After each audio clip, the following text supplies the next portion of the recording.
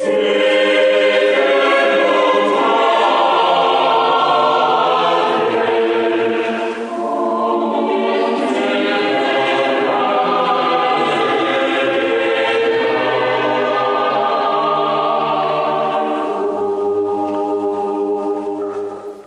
I'm Peter Adamson, and you're listening to the History of Philosophy podcast, brought to you with the support of the Philosophy Department at King's College London and the LMU in Munich, online at historyofphilosophy.net. Today's episode will be an interview about Renaissance humanism with Jill Kraye, who is Emeritus Professor of the History of Renaissance Philosophy at the Warburg Institute in London. Hi, Jill. Hi, Peter. Thanks for coming back on the podcast. Good to be back. We're going to be talking about humanism, which is a term that actually wasn't used in the Renaissance, even though they did use similar phrases like studia humanitatis. And so I wanted to ask you, what have modern scholars meant by the word humanism? And are there any caveats we should be aware of? I mean, dangers, pitfalls in applying this word to the Renaissance? Thanks. Well, it is true that it's a modern coinage. It first appears with the meaning of study of classical antiquity in the early 19th century in Germany, and then it quite rapidly spreads to England and other places. Matthew Arnold refers to knowledge of Greek and Roman antiquity as humanism, and there was a very important book by Georg Voigt that came out in the mid-19th century called The Revival of Classical Antiquity, or the First Century of Humanism. It was in German, so it was Humanismus, but that really made that a kind of the formal term that everybody used. And I don't think this is such a problem that it's a modern coinage, because we use lots of modern coinages in philosophy. The pre-Socratics did not think of themselves as pre-Socratics.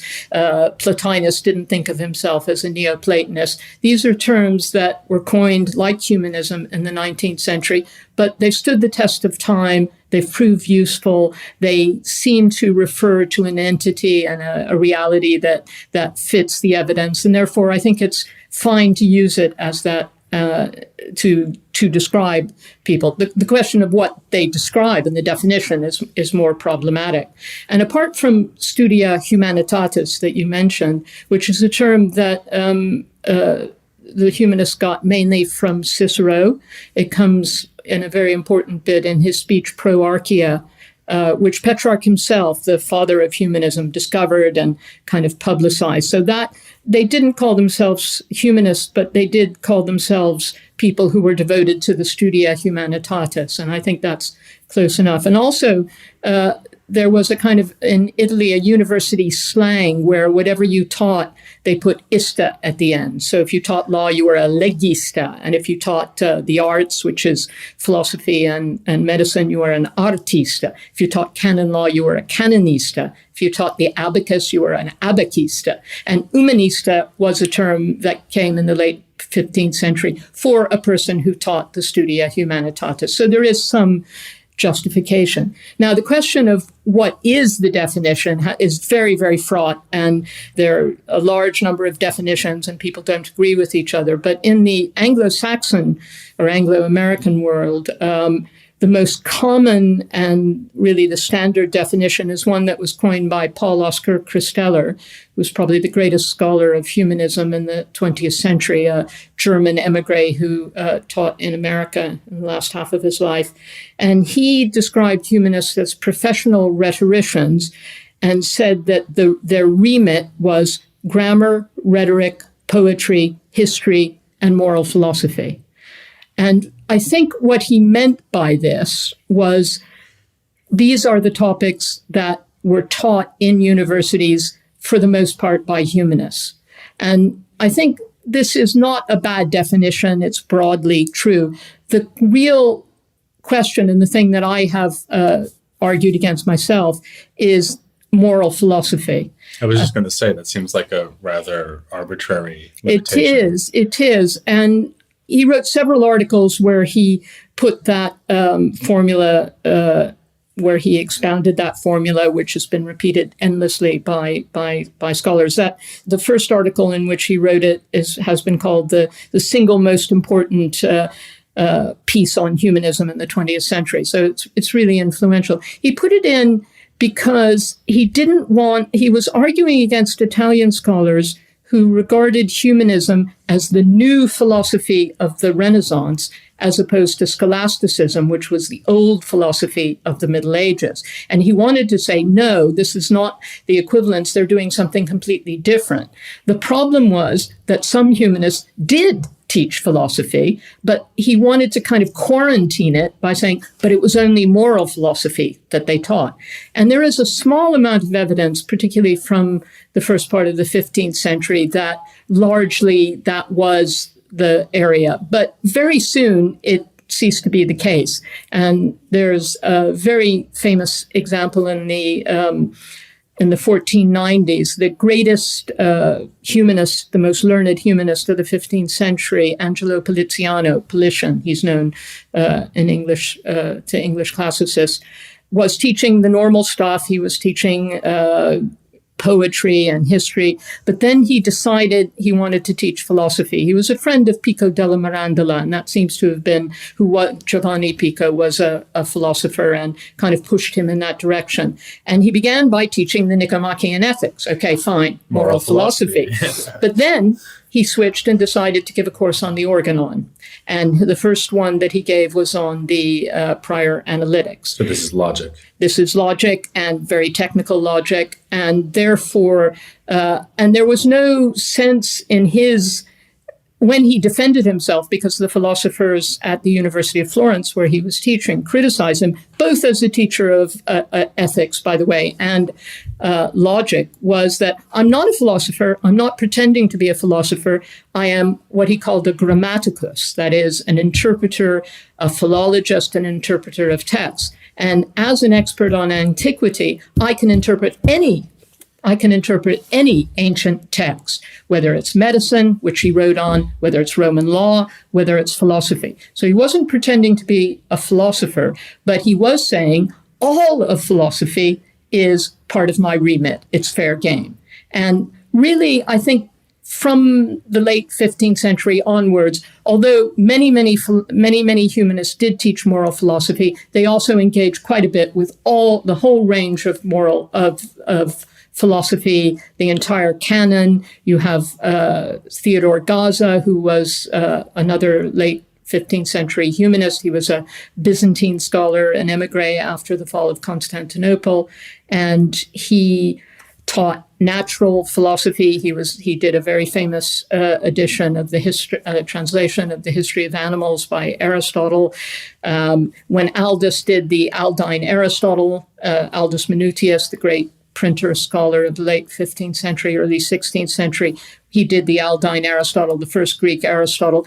It was mainly structured around natural philosophy. And the very first person to teach Aristotle in Greek was a humanist named Niccolò Leonico Tomeo, and he was a specialist in natural philosophy, parva naturalis. So really the idea that moral philosophy is somehow inherent in humanism is if it is true, maybe a little bit in the early 15th century, but after that, it really isn't. And I think and Christeller, who coined this particular definition, knew that and was very aware of it. But the problem is, once you give a nice, neat definition and people can remember it and they just reel it off, then people start to assume that it has a reality that it doesn't. And I think that's the caveat I would say, is that one needs to be careful. My definition of humanists would be that they're experts on antiquity with transferable skills, that is, skills that can be used for any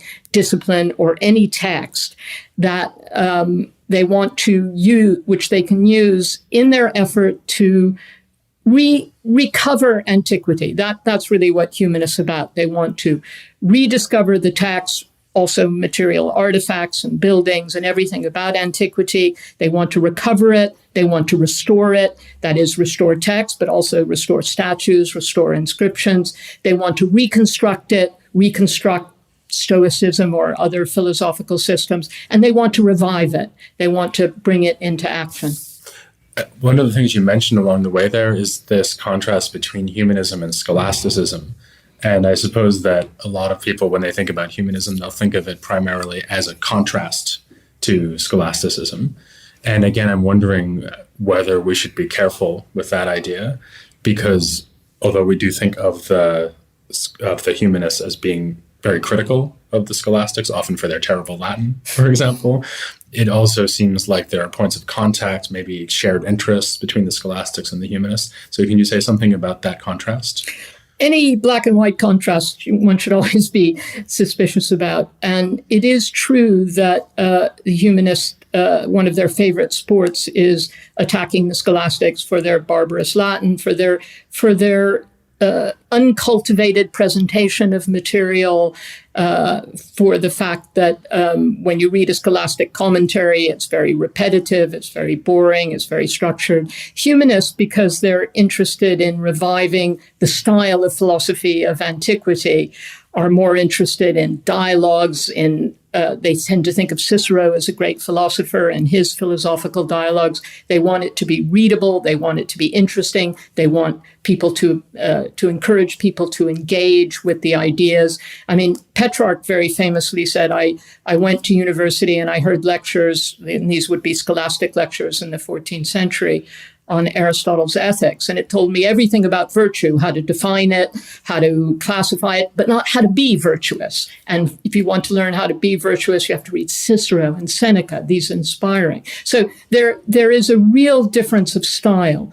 Now, it is true that there's also quite an overlap. Both of them, both humanists and scholastics, especially in the 15th century, were interested in Aristotle. And they both taught Aristotle, and they worked on the same text. And sometimes you find people, there's a philosopher, mid-15th century philosopher who was a scholastic, but who was friends with humanists, and he put in a lot of classical references and tried to write in a more engaging style.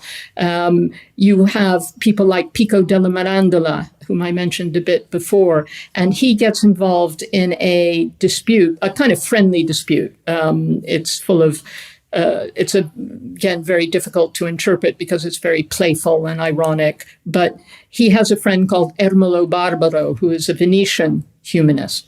And Ermolo Barbaro, who was very interested, he taught Aristotle in Padua. He translated Themistius, the Greek commentator on Aristotle, into Latin. He had a plan to translate all of Aristotle into humanist Latin. He wrote to Pico saying, "Why are you wasting your time on these scholastic philosophers? Nobody's interested in them. Okay, I admit they're smart and they're vigorous, but what gives you a reputation and why you are remembered to posterity is a good cultivated style." And Pico says, well, of course, I agree with you, and you make me feel bad that I've wasted the best years of my life studying these scholastics. I know how he feels. Yeah, but he was 22. And he said, but let me just try and make the case. And then he creates this character who is a slightly more cultivated scholastic who defends the scholastic mode. And the paradox of the letter and why it's so difficult to interpret is the scholastic actually writes exactly like a humanist. He uses rhetorical devices. He brings in classical texts. The whole idea of creating a character, prosopopeia, is a ancient rhetorical device. And he says, well, the thing about rhetoric and humanism is it's all about persuasion, and they can persuade you that black is white and white is black. That's what it is. It convinces people that whatever you want is the truth. Scholastics, they may not be able to write very well, but they're interested in investigating the truth. They want to find out what's true. And he makes a very interesting comparison between Lucretius, the Epicurean poet, and Duns Scotus. And he says, well, Epicurus, Lucretius wrote beautiful Latin poetry, it's very elegant, but it was full of these horrible things. The world is composed of atoms. The soul dies with the body. There is no provenance. Whereas Duns Scotus wrote very uncultivated, very barbaric Latin, but he told the truth. He said that there was divine providence, that the world was composed of matter and form. Which do you want to choose? And this correspondence goes back and forth. But So there is a stylistic difference, but there is somebody like Pico who understands what the scholastics are doing, and a lot of his work does have a kind of scholastic basis, but on the other hand is a great chum of Politiano and uses his humanist elegance and his humanist knowledge to defend scholasticism. So the other thing I would say in the 16th century, humanist education, which develops in the 15th century, but really takes off in the 16th century, starts to really become very pervasive, and everybody starts to write better Latin. The humanists, that's another one of their success stories. So when you read the scholastics in the 16th century, although they still use questions and doubts and things like that, a scholastic format, they write much better Latin, they write more elegantly, a lot of them know Greek, they've learned Greek, which is another great humanist invention. They are aware of a much wider range of classical texts. So by the 16th century, I would say that the scholastics become humanized, and there is not so much difference between humanism and scholasticism, even though the humanists remain more interested in philological and historical and interpretive approach, say, to Aristotle, whereas the scholastics take a more formal and philosophical interest. And one classic example is the Jesuits, who are formed in the middle of the 16th century. And they take up in their educational program the entire humanist education, but in their philosophical ideas, they're Aristotelians, and in their theological ideas, they follow Thomas Aquinas. So you get a humanist base on which you build a kind of scholastic and Thomistic Aristotle. And the Coimbra commentators, which are a group of commentaries that were done in the late 16th, early 17th century in Coimbra in Portugal by Jesuits. And they're a real classic example of how these two traditions have blended together. They often have the Greek text, they have a good, accurate Latin translation, they have philological notes, but they also ask all the scholastic questions. So the two come together. One thing that puzzles me about this is where the humanists came from, actually, in the sense that if you think about what was happening still in the 14th century, it seemed like the way you would be educated into the ability to work on philosophical topics, and also even Latin, would be at the universities. But we think of humanism as something that happens outside the universities. And I'm wondering, therefore, what the intellectual formation was for the humanists, or what the institutional frameworks were within which they could be educated to become so proficient in Latin and even in Greek. Humanists did teach in universities, so it's not an entirely extra university discipline. They got a lot less money than philosophers and medical people. They were always kind of at the bottom and usually taught introductory courses. But most humanist education took place in schools. And it's also a slight exaggeration to say that in the 14th century, people were not reading classical texts. They were reading classical texts, in some ways the same classical texts as in the 15th century, but they were reading them in a different way. People were reading Cicero, they were reading Virgil, they were reading Seneca, they were reading Persius, Juvenal, but they were reading them simply to understand, to parse, and to learn Latin grammar as a method of learning Latin grammar. What the humanists do, they take the same text, but they start treating them as a way to learn how to write and how to speak Latin. And therefore, if you studied Cicero in the 14th century, you weren't expected to write like Cicero. In the 15th century, you were expected to write like Cicero. People wrote poetry. They were expected to be able to imitate Horace, to imitate Virgil. So there's a difference in approach there. But the main emphasis in late medieval schools and in Latin schools was on grammar. And that was learned by rote grammar. You memorize things as you're supposed to do nowadays, but in fact, people don't. And when you say school, do you mean like attached to a cathedral or a church? What do you mean? Well, what kind of institution should we have in mind here? Well, in humanist schools tended to be not attached to cathedrals. They tended to be secular, And they tended to have a secular clientele. And the most famous humanist schools, Guarino of Verona, which was in Venice, and Vittorino da Feltre, who was in Mantua, really had a rather aristocratic clientele.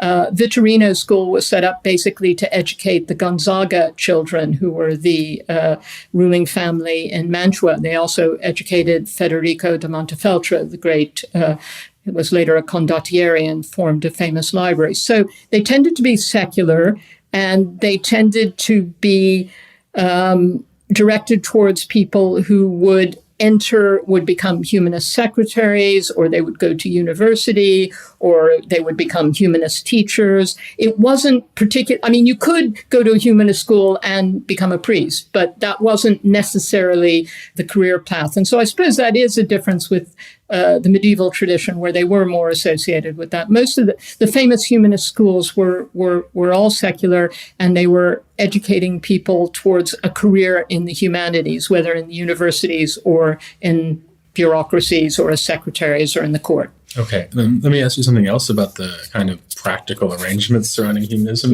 which is something else we really associate with the humanists, and this is their books. Because they have, maybe this isn't a widely known fact among the general population, but there's a humanist script. So there's actually literally a different way that they write in manuscripts. And then we also have an association between humanism and the rise of early modern printing eventually. And I guess a natural question, therefore, is to what extent humanism was actually driven by changes in things like book production, or whether it's more the other way around, that the humanists had their own scholarly values, which were then reflected in the way that they produced their books.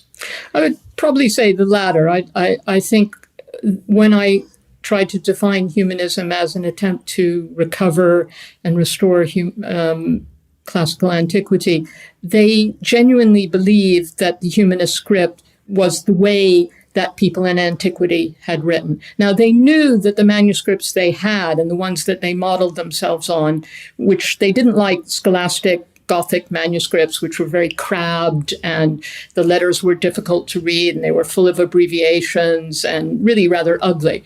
But they did know Carolingian manuscripts, which was the first great age of the revival of antiquity. And they saw these, they're very beautiful. The letters are very clear. They're very upright. They're spaced out. And so they used that as one of their models. They also used inscriptions, which they knew came from antiquity, for their capital letters. So the drive to recover everything to do with antiquity was part of the motivation to reform the script. They also reformed the orthography, the spelling, which they thought wanted to go back to a more authentic spelling.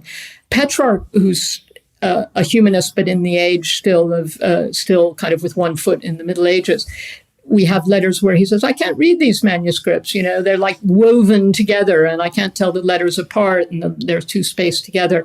And about 1400, that is the next generation, you get people like Poggio Bracciolini and Niccolo Niccoli, who decide to reform the script. And they make this humanist upright. It's very clear. The letters are distinguished. They don't have abbreviation, or they avoid abbreviations wherever possible. They have a different layout. Scholastic manuscripts are often double column because paper was very expensive and you had to get as much on as possible. They're long spaced out lines. They're often decorated. They're very legible. They're very readable. And they also developed, and that's the humanist bookhand, the formal one, if you're doing a formal manuscript that you're going to give to one of your patrons. But they also had a cursive. It comes from the Latin for running, so something that they wrote very rapidly, slightly more sloping, and that's the ancestor of the italic print. And what happens is that when printing comes to Italy in the 1460s, so not very far after when Gutenberg invented it, a lot of the people who are involved in the editorial process are humanists, particularly humanists in the Curia, the papal Curia, the court of the Pope in Rome. And they get involved with the early printers, and they do a lot of the editions, because the printers, they're printers. They have technical capabilities, but they need somebody to actually provide a text. Now, in a way, this is very good, because what it does is it makes popular text widely available, accessible, readable, cheap. But of course, there's a downside, which is especially in that first period, the first 50 or even 100 years of print, the person who edited a text, a classical text, even if he were a humanist, probably used the first manuscript that came to hand, didn't necessarily collate it very widely, and then a lot of them actually made it worse by kind of very careless amending. Just, oh yeah, that looks like this, I'll change that. So they actually took a bad text and made it worse. And there's a famous story of a curial humanist who said that he thought printing was, and this was in the 1470s, a great boon until he had seen this edition done a few years earlier by another humanist and realized that what he'd done is taken a very corrupt text and made it hugely available. And he said, what we need is we need the Pope to appoint somebody to keep control of the text, someone like me, he was thinking, which of course didn't happen. And then the text that he was complaining about was a text of Pliny that had been done by a humanist. And then he did another one, the Complainer, in 1473, and it got the same sort of criticism. So it was a kind of humanist sport to criticize each other. So it was very good. It was very useful. It made text much more widely available. It didn't always make the best text available. And that was a problem, that you have a received text, but until really into the 16th century, often these texts are not really prepared in a very adequate way and can be very corrupt. Your definition of humanism that you've already given us a couple of times, it has to do with the recovery of antiquity. And one thing that's rather puzzling about that is that, of course, the humanists are Christians, and the antique thinkers that they're reviving here are almost always pagans. I mean, maybe you could think of Boethius or, of course, Augustine. So there are Christian authors that they may look to. But when they talk about Cicero, Virgil, Quintilian, as well as the philosophers that you've already mentioned, they're reviving the thought and work of pagans. How bothered are they by that? Well, humanism is a very broad church. Some people are very, very bothered, and some people aren't bothered at all. There are people who believe that pagan thought, pagan philosophy, although inferior to Christian philosophy, is basically compatible.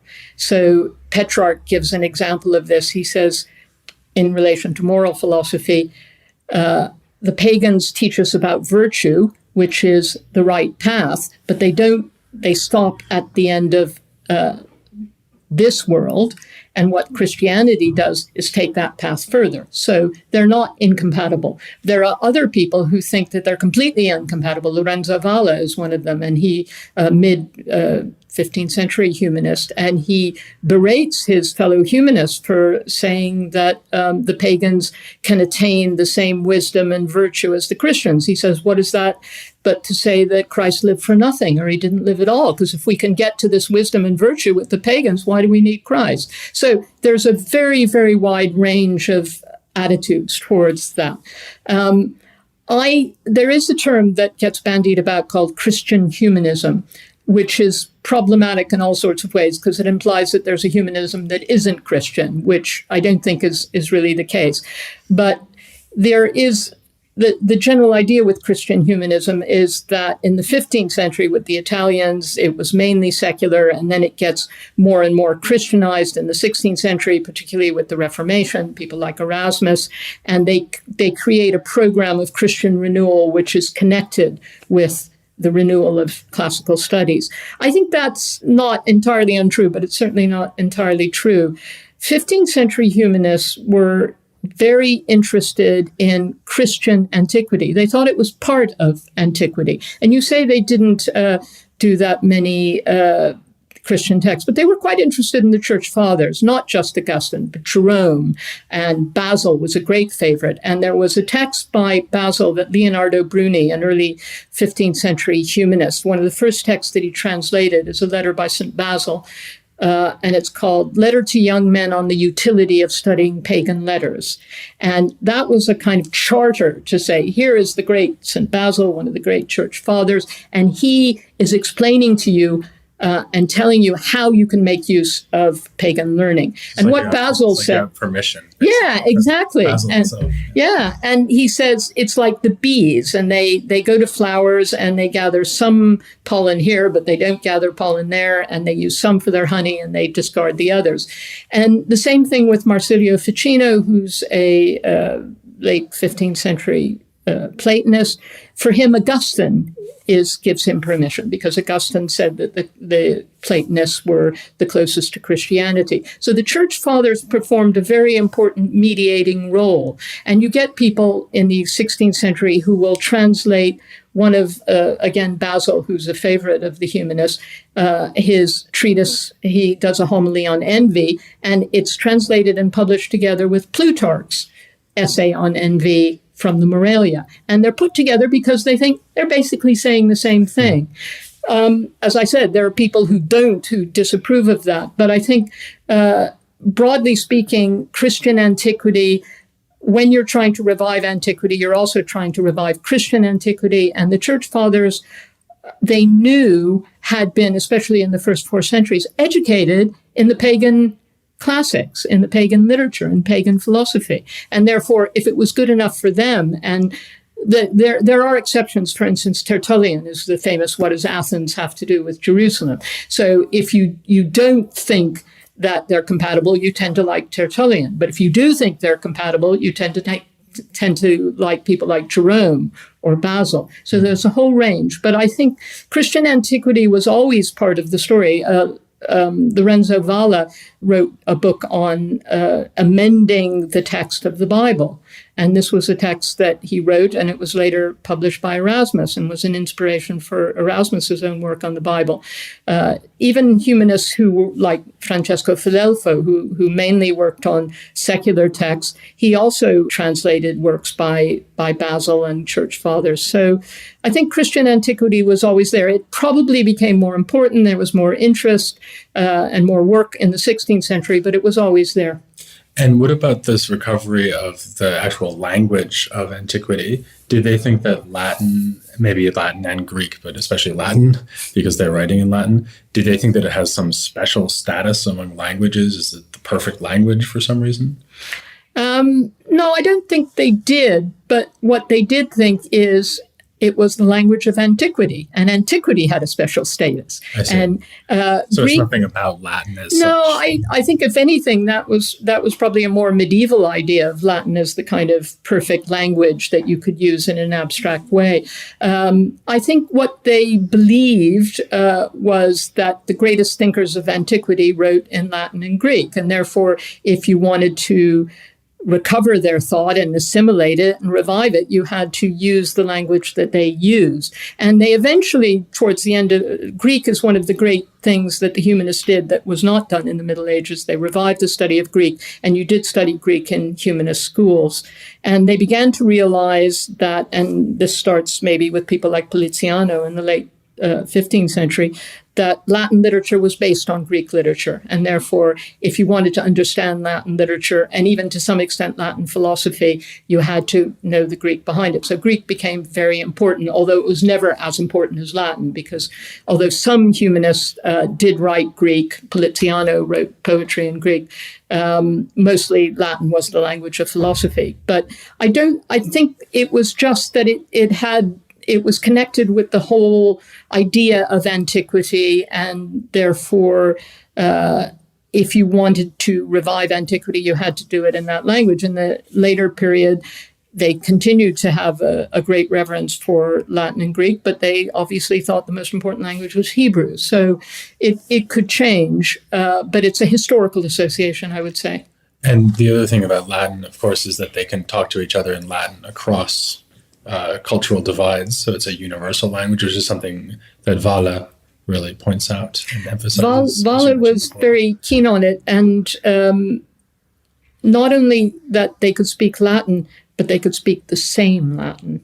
Because he realized, and this is one of the bees in the humanist bonnet, that medieval Latin they regarded as a complete degeneration, as a very lowly form of Latin. It was barbaric. It barely counted as a language. And Valla said, in antiquity, when everybody spoke proper Latin, they could communicate with each other. When they don't speak proper Latin, that communication declines. But his idea was that when everybody speaks the same language, when in Hungary and in England and in Italy, they all speak, they can communicate, they can compete, you can have progress in the arts. It's very much an intellectual community rather than a social community, but it was very important.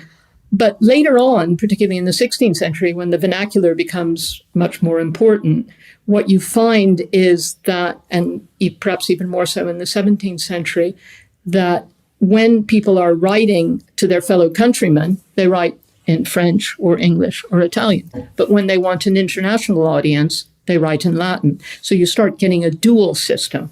And even a great scholar like Joseph Scaliger at the end of the 16th, 17th, beginning of the 17th century, when he's writing to Frenchmen, he writes in French and even writes in dialect, even writes in the dialect that he uses from his family. But anything that is meant for an international audience is in Latin. So that's the distinction that develops later on. And would you see that as one of the main kind of legacies of humanism for the 17th century, or in general? I mean, what is the importance of humanism as we move past what anyone would consider to be the Renaissance and into the 17th century? Well, there is a phenomenon that people call late humanism.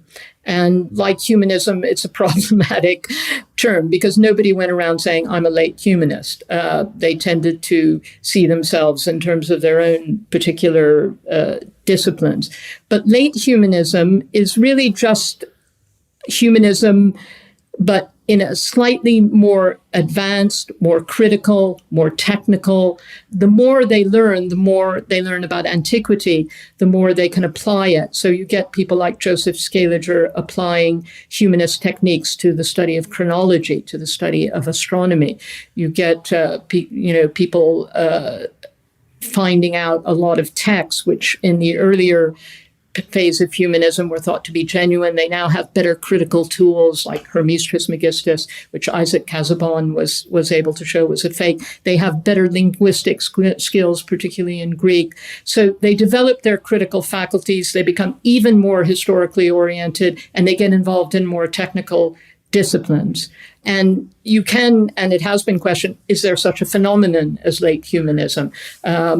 And I would say, again, it is a phenomenon. It does exist, but what you can only say is it's a group of people who had shared interest and shared techniques and shared linguistic skills. And really beyond that, to say it's this or that discipline or has this or that ideology, I think, as with humanism, it doesn't really work. One needs to scale it down and think in terms of skills, interests, aims, techniques, rather than disciplines or ideology. Okay, well, that's looking forward to the 17th century. We haven't gotten there yet, but we will, with any luck.